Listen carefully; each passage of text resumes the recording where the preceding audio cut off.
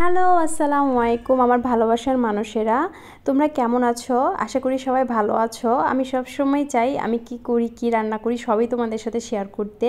আজকে আমি অনেক মুখরোচক একটা খাবার তোমাদের সাথে শেয়ার করব। সেটা হচ্ছে বৃষ্টির দিন আসলেই মনে হয় কি খাই ভাজা পোড়া বা এই জাতীয় কিছু। তো আজকে আমি তোমাদের জন্য একটা নতুন টিপস আনলাম। চাল ভাজা তো সবাই খাও, বাট চাল ভাজার সাথে এই সব কিছু মিক্স করে কে খাইছো অবশ্যই কমেন্ট করে আমাকে জানাবা। তো আমি দেখো আজকে তোমাদের জন্য ভিন্ন রকমের চাল ভাজার একটা টিপস নিয়ে এসেছি।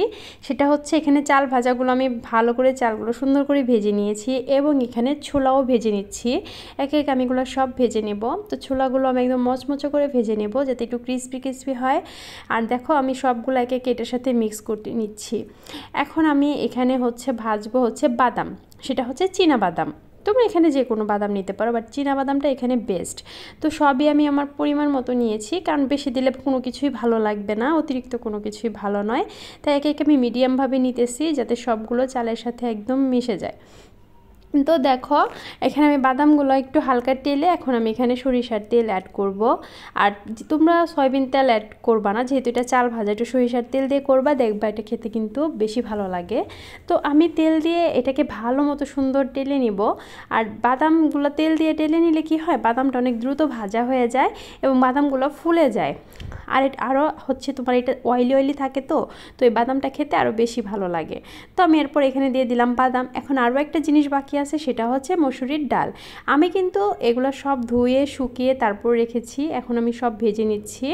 যেহেতু এগুলো আমরা খালি খাবো, এই জন্য এগুলো আমি আগে ধুয়ে সুন্দর করে শুকাই নিয়েছি, কারণ ভিজাগুলো দিলে তো আর ফ্রাই হবে না। তো এই যে এখন আমি ডালগুলো ভেজে নেব। আর ডালটা তো খুব ইজি তোমার ভাজা হয়ে যায়, অনেক দ্রুত ভাজা হয়ে যায়। তো এই দেখো আমার ডালটাও ভাজা হয়ে গেছে, অরেঞ্জ কালার থেকে এটা হলুদ কালার হয়ে গেছে। তো মাশাআল্লাহ দেখো দেখতে কত সুন্দর লাগতেছে। আমি সবগুলো এখন একে মিক্স করে নেব।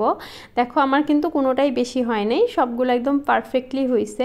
আর খেতে কিন্তু এটা অনেক অসাধারণ, এটা কিন্তু খুবই মজাদার একটা খাবার। এই দেখো কত সুন্দর দেখা যেতেছে, আমি কিন্তু বানানোর পর বুঝছো আমার তো আর তরিস হইতেছিল না। তো আমি ভাবলাম আমি আগে একটু খেয়েই দেখে নিই, আমার কাছে তো খুবই মজা লাগে এটা। তো আমি এখন একটু খেয়ে নেব। এটা কিন্তু গরম, এই জন্য আমি অতটা নিতে পারতেছিলাম না, অল্প অল্প খাচ্ছিলাম। বাট সবগুলা মিক্স করে খেতে এত মজা, বিশ্বাস করো তোমরা যদি এটা বানিয়ে না খাও তাহলে খুবই বড় একটা মিস করবা।